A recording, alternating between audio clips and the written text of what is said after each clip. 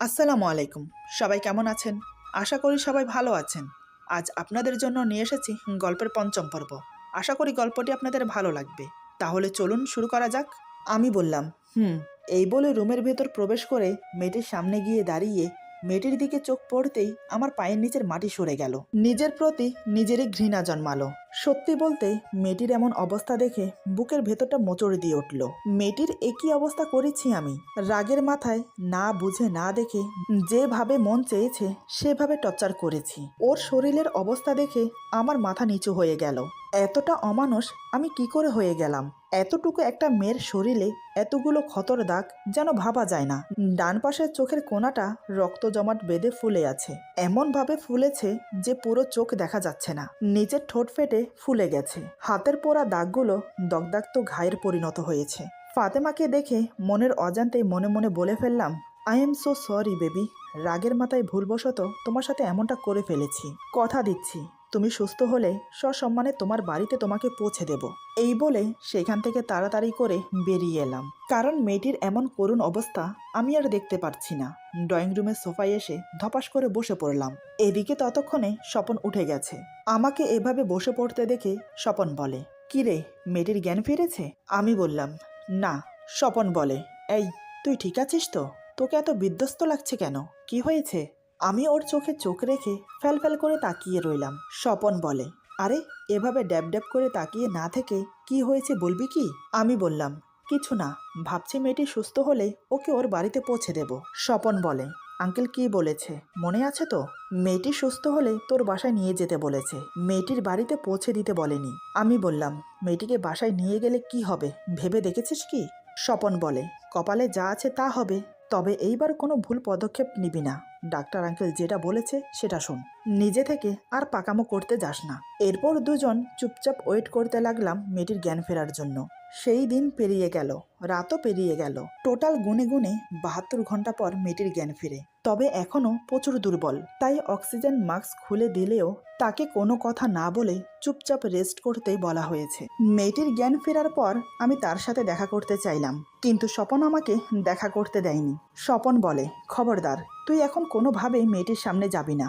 এখন তোকে দেখলে আবার উত্তেজিত হয়ে পড়তে পারে, কারণ মেয়েটির ভয়ের কারণ তুই।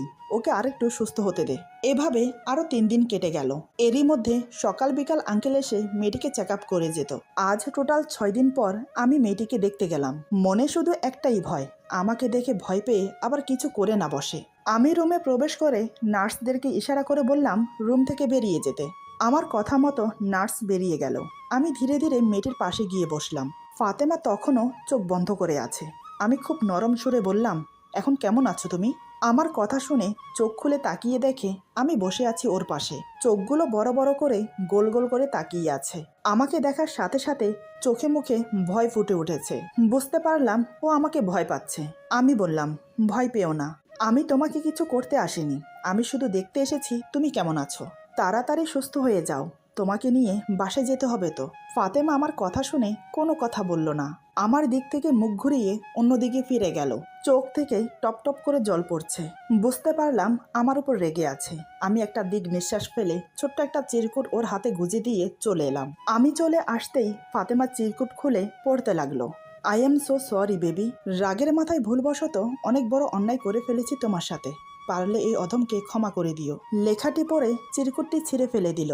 আমার প্রতি ওর রাগ ঘৃণায় পরিণত হলো। চোখ বন্ধ করে কান্না করতে করতে মনে মনে বলে, আমি আপনাকে কোনো দিনও ক্ষমা করতে পারবো না। আমি আপনাকে ঘৃণা করি। এভাবে সময় যেতে লাগলো। আরও 10-12 দিন লেগে গেল ফাতেমা সুস্থ হতে। যতদিন ফাতেমা সুস্থ হয়নি ততদিন আমি এই বাসায় ছিলাম। প্রথম 2-4 দিন ওকে দেখার জন্য রুমে গিয়েছিলাম, কিন্তু ফাতেমা আমাকে দেখার সাথে সাথে মুখ ঘুরিয়ে নিত। আমি কিছু জিজ্ঞেস করলে তার কোনো উত্তর দিত না। মোট কথা আমার সাথে কোনো কথাই বলতো না। তাই আমি আড়ালে থেকে ওকে দেখতাম। আজ ফাতেমা পরিপূর্ণ সুস্থ, তবে শরীরের দাগগুলো মুছে যায়নি। সেগুলো স্পষ্টভাবে এখনো জ্বলজ্বল করছে। গায়ের রং ফর্সা হওয়ার কারণে সেগুলো আরো স্পষ্টভাবে দেখা যাচ্ছে। তবে শরীর এখনো দুর্বল। ডাক্তার আঙ্কেল বলেছে আরো রেস্টে থাকতে হবে। যেহেতু সে এখন মোটামুটি সুস্থ, তাই ওকে এখন বাসায় নিয়ে যাওয়া যাবে। আর মেয়েটির জন্য কিছু কাপড় চোপড়ও প্রয়োজন। এই ভেবে আমি মার্কেটে গিয়ে স্মল সাইজের প্রায় 10-12টা 3 পিস ওর জন্য নিয়ে আসি। রাতে যখন 3 পিসগুলো নিয়ে ওর রুমে গেলাম, তখন দেখি ও হেলান দিয়ে শুয়ে আছে। আমি নার্সকে ইশারা করলাম বেরিয়ে যেতে, তাই সে আমার কথা মতো বেরিয়ে গেল। আমি শপিং ব্যাগগুলো নিয়ে ধীরে ধীরে ওর সামনে গিয়ে দাঁড়ালাম। ফাতেমা চোখ বন্ধ করে থাকার কারণে বুঝতে পারেনি। আমি ব্যাগগুলো ওর দিকে এগিয়ে দিয়ে বললাম, এগুলো তোমার জন্য, দেখো তো পছন্দ হয় কি না, না হলে বলো, আমি চেঞ্জ করে নিয়ে আসবো। আমার কথা শুনে হঠাৎ চমকে উঠে আমার দিকে তাকায় ফাতেমা, তারপর ব্যাগগুলোর দিকে তাকিয়ে মুখ ফিরিয়ে নেয়। আমি বললাম, কি হলো, এগুলো নাও। ফাতেমা কোনো কথা না বলে মুখ ঘুরে বসে আছে। আজ কয়দিন ধরে এমন করছে আমার সাথে, জানি আমি ওর সাথে অন্যায় করেছি, তাই বলে এভাবে চুপ করে থাকবে, আমার সাথে কথা বলবে না। আমি বললাম, কি ব্যাপার, অমন করে অন্যদিকে ফিরে আছো কেন? থ্রি পিসগুলো দেখো তোমার পছন্দ হয় কিনা। এবারও ফাতেমা কোনো কথা বলছে না। সত্যি বলতে এবার আর নিজের রাগ কন্ট্রোল করে রাখতে পারলাম না। ব্যাগগুলো বিছানার উপর ফেলে ফাতেমার ঘাড় ধরে আমার দিকে ফিরিয়ে বললাম, এত দেমাক কিসের? তোমার এই দেমাক অন্য কোথাও দেখিও, আমাকে নয়। এদিকে ফাতেমা পুরো শরীর শক্ত করে চোখ মুখ বন্ধ করে আছে। আমি বললাম, এই একদম চোখ মুখ বন্ধ করে রাখবে না, তাকাও আমার দিকে, তাকাও বলছি। কিন্তু না, ফাতেমা আমার কোনো কথা শুনছে না। এবার মেজাজ আরও খারাপ হয়ে গেল। আমি দাঁতে দাঁত চেপে রাগে গজগজ করতে করতে বললাম, তবে রে, চোখ বন্ধ করে থাকা দেখাচ্ছি আমি। জানি না আমার কি হলো, রাগে জ্ঞান শূন্য হয়ে পড়েছি আমি। হঠাৎ আমি ফাতেমাকে ছেড়ে দিয়ে ধাক্কা মেরে বিছানার উপর ফেলে দেই। আমার ধাক্কা খেয়ে ফাতেমা চিত হয়ে শুয়ে পড়ল। আমিও দেরি না করে তৎক্ষণাৎ ফাতেমার উপর ঝাঁপিয়ে পড়লাম। আচমকা আমার এমন আক্রমণে ফাতেমা ভয়ে কুঁকড়ে যায়। সত্যি বলতে আমার তখন কোনো হুঁশ ছিল না, মাথার উপর যেন শয়তান ভর করেছে। এদিকে আমি ঝাঁপিয়ে পড়ে ফাতেমার দুই হাত আমার এক হাত দিয়ে শক্ত করে ধরে অন্য হাত দিয়ে গলা টিপে ধরে বললাম, এই মেয়ে, তোমার এত সাহস আসে কোত্থেকে? এত কিছুর পরেও কি তোমার ভয় করে না আমাকে? কি ভেবেছো তুমি? তোমার এমন হাল দেখে আমি মোমের মতো গলে যাব? না, আমি ওই ধরনের ছেলেই না। আমার কাছ থেকে সহানুভূতি আশা করা মানে মূর্খতা। এতদিন ধরে ভালো ব্যবহার করে ভুলটা সংশোধন করতে চেয়েছি, কিন্তু তুমি তোমার ইগো নিয়ে পড়ে আছো। আরে মানুষ মাত্রই তো ভুল হয়, তাই আমিও ভুল করে বসেছি, তার জন্য তো ক্ষমা চেয়েছি নাকি? কিন্তু তুমি বারবার আমার রাগ উঠিয়ে দাও, তুমি এমন কেন? এদিকে ফাতেমার চোখ মুখ নীল বর্ণ ধারণ করেছে, চোখ যেন ঠিকরিয়ে বেরিয়ে আসতে চাইছে, গলায় ফাঁস পড়া মানুষের মতো ছটফট করছে। সেদিকে আমার কোনো খেয়ালই ছিল না। আমি রাগের চোটে পুরো অন্ধ হয়ে গেছি। খেয়াল ছিল না যে আমি ওর গলা শক্ত করে চেপে ধরে আছি, আর আমার পুরো শরীরের ভার ওর উপর দিয়ে আছি। অনেক কষ্টে ট্রাই করে ফাতেমা বলে, ছাড়ুন আমাকে, আমার নিঃশ্বাস নিতে কষ্ট হচ্ছে। ওর কথা শুনে আমি তৎক্ষণাৎ ওর গলা ছেড়ে দিলাম। তাড়াতাড়ি ওর উপর থেকে উঠে বসলাম। এদিকে আমার হাত থেকে ছাড়া পেয়ে ফাতেমা দুই হাতে গলা চেপে ধরে কাশতে শুরু করলো। কাশের সাথে সাথে ওর মুখ থেকে দলা দলা গেজলা বেরোতে শুরু করেছে। ফাতেমার আবার নিঃশ্বাস নিতে সমস্যা হচ্ছে, পুরো বিছানায় গড়াগড়ি খাচ্ছে আর ছটপট করছে। ওর এমন অবস্থা দেখে আমি মনে মনে বললাম, এটা আমি আবার কি করলাম? কি করব এখন আমি? আবার রাগের মাথায় মেয়েটিকে আঘাত করে বসলাম। এভাবে ছটপট করলে তো ওর আরো সমস্যা হবে, ওকে যেভাবেই হোক শান্ত করতে হবে। এই ভেবে আমি দেরি না করে হঠাৎ ওকে টেনে উঠিয়ে আমার বুকের সাথে জড়িয়ে ধরলাম। বুকের সাথে আলতো করে চেপে ধরে মাথায় হাত বুলিয়ে বললাম, sorry baby, I am really sorry. রাগের মাথায় করে ফেলেছি, তুমি একটু শান্ত হও প্লিজ।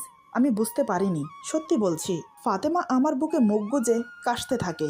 আমি এক হাতে ওকে জড়িয়ে রেখে অন্য হাতে মাথায় হাত বুলিয়ে দিচ্ছি। বারবার যে কেন আমার এমন হয় আমি নিজেও জানি না। না চাইতেও আমি মেয়েটিকে বারবার আঘাত করছি, কিন্তু আজ আমি তো লিমিট ক্রস করে ফেলেছি। মেয়েটি তো আরেকটু হলেই মরে যেত। প্রায় বেশ কিছুক্ষণ কাশতে কাশতে ফাতেমা নেতিয়ে পড়ে, শরীরের সমস্ত ভার আমার উপর ছেড়ে দেয়। বুঝতে পারলাম কাশতে কাশতে ক্লান্ত হয়ে পড়েছে, তাই এই অবস্থায় ওকে ছেড়ে যেতে মন চাইল না। আমি ওকে বুকে নিয়ে বালিশে হেলান দিয়ে শুয়ে পড়লাম। ফাতেমার আর সেই শক্তি নেই যে আমার থেকে নিজেকে ছাড়াবে, তাই সে চুপ করে রইল। আমি ওকে বুকে নিয়ে দুই হাতে শক্ত করে জড়িয়ে ধরে রাখলাম। ওর মাথায় আলতো করে একটা চুম্বন করে বললাম, সরি বেবি। এই বলে ওর থুতনি ধরে মুখ উঁচু করে ওর কপালে একটা চুমু দিলাম। দুই চোখের পাতায় আলতো করে চুমু খেয়ে ওর পাতলা ঠোঁটের দিকে কিছুক্ষণ তাকিয়ে থেকে আলতো করে একটা চুমু দিয়ে ওর ঠোঁটে ঠোঁট ডুবিয়ে দিলাম। এক হাতে ওর পুরো পিঠ বিচরণ করতে লাগলাম। অন্যরকম একটা অনুভূতি যা আমাকে বারবার ওর কাছে টেনে নিয়ে আসে।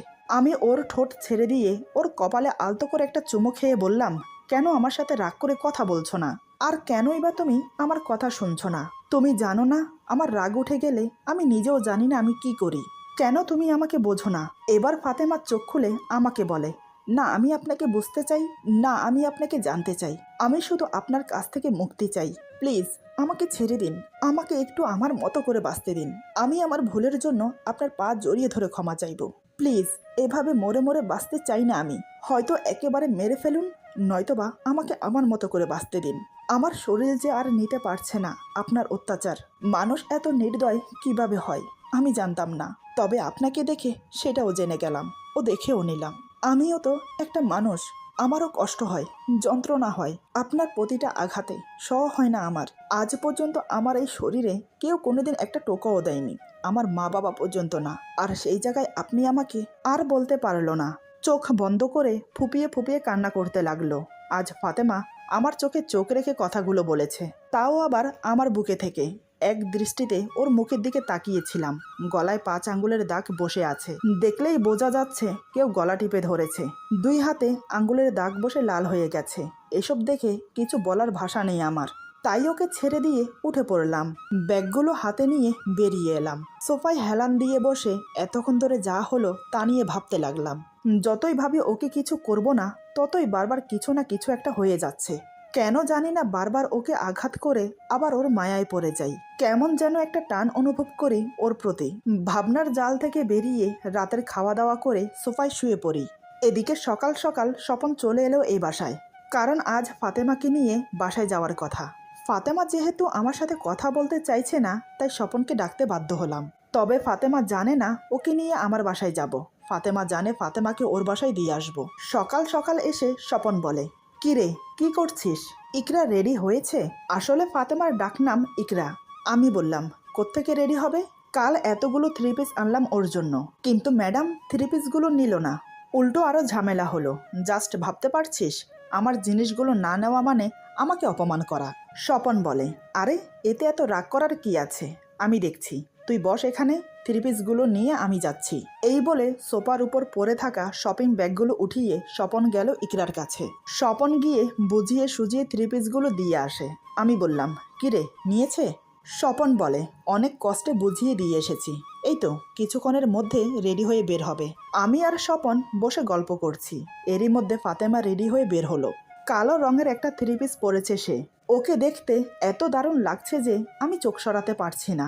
কোনো সাজগোজ ছাড়াই এত সুন্দর লাগছে। যদি সাজগোজ করতো তাহলে না জানি কি হতো। স্বপন বলে, ইকরা তুমি রেডি তো? ফাতেমা বলে, জি আমি রেডি। ওদের কথায় আমার ধ্যানভঙ্গ হলো। তারপর আমরা একসাথে 3 জন গাড়িতে বসলাম। গাড়ি ড্রাইভ করবে স্বপন। আমি স্বপনের পাশের সিটে বসেছি আর ফাতেমা পেছনে বসেছে। ফাতেমা চুপচাপ বসে আছে। স্বপন গাড়ি চালাতে চালাতে আমার সাথে কথা বলছে। এক সময় আমাদের বাড়ির গেটের কাছে এসে গাড়ি থামলো। দারোয়ান এসে গেট খুলে দিতেই গাড়ি বাড়ির ভেতরে প্রবেশ করলো। এতক্ষণ ফাতেমা চোখ বন্ধ করে শুয়েছিল। গাড়ি থামতেই ফাতেমা চোখ খুলে চারিদিকে দেখে বুঝতে পারলো এটা ওদের গ্রামের বাড়ি না। ফাতেমা বলে, এটা তো আমার গ্রামের বাড়ি না, আপনারা আমাকে কোথায় নিয়ে এসেছেন? স্বপন বলে, এটা ওর বাড়ি। স্বপন আমাকে দেখিয়ে বলে। এটা শুনে ফাতেমা ঘামতে শুরু করে। ওড়না দিয়ে ঘাম মুছে বলে, আমি আমার বাড়িতে যাব, আমাকে আমার বাড়িতে দিয়ে আসুন। আপনারা না বলেছেন আমাকে বাড়িতে দিয়ে আসবেন, তাহলে এখানে কেন নিয়ে এসেছেন? স্বপন বলে, আরে ভয় পাওয়ার কিছু নেই, ও তোমাকে কিছু করবে না, তুমি নির্ভয়ে নেমে আসো। ফাতেমা বলে, না আমি নামবো না, আমি বাড়ি যাব, আমাকে যেতে দিন। আমি বললাম, তোমার বাড়ি তুমি পরে যেও, আমি তোমাকে দিয়ে আসবো, এখন আপাতত আমার সাথে চলো। ফাতেমা তো গোঁ ধরে বসে আছে, সে যাবে না। এবার আমি ধমক দিয়ে বললাম, এই মেয়ে, ভালো ভালো বলছি, চুপচাপ আমার সাথে চলো, নয়তো কিন্তু কাঁধে তুলে নিয়ে যাব। আমার কথা শুনে ফাতেমা আর কিছু বলল না। সে জানে আমি যা বলি তাই করি, তাই সে চুপচাপ নেমে এলো গাড়ি থেকে। আমি, ফাতেমা, স্বপন বাড়ির মেন দরজার কাছে এসে দাঁড়ালাম। তবে সত্যি বলতে আমার বুকের ভেতরটা দুরু দুরু করছে কাকার ভয়ে। একে তো এতদিন বাড়িতে আসেনি, তার উপর আমার নামে একটা মিথ্যে গুজব রটেছে। আবার যে মেয়ের সাথে এগুলো হয়েছে তাকে সাথে করে নিয়ে বাড়ি ফিরেছি।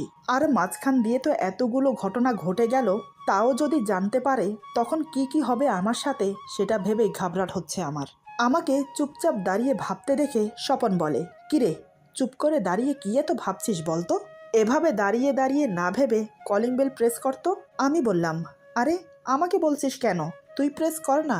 স্বপনের হাবভাব দেখে বোঝাই যাচ্ছে সে ভয় পেয়ে আছে। আগেই বলেছি আমার কাকা একজন বদরাগী মানুষ। শুধু আমি কেন, অফিসের সবাই কাকাকে আতঙ্কের মতো ভয় পায়। কখন কার ওপর টুট পড়বে সেটা কেউ বুঝতে পারে না। এখন